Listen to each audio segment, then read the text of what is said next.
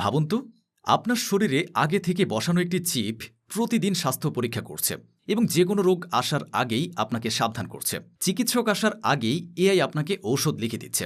এটা এখন আর science fiction না, এ ভবিষ্যৎ আমাদের দরজায় কড়া নাড়ছে। এই ভিডিওতে আপনি জানতে পারবেন বায়োটেকের নতুন যুগ সম্পর্কে এবং জানতে পারবেন এমন কিছু তথ্য যা আপনার কল্পনার বাইরে। আর্টিফিশিয়াল ইন্টেলিজেন্স ও বায়োটেকনোলজি মিলে এখন এমন কিছু করছে যা কয়েক বছর আগেও কল্পনার বাইরে ছিল।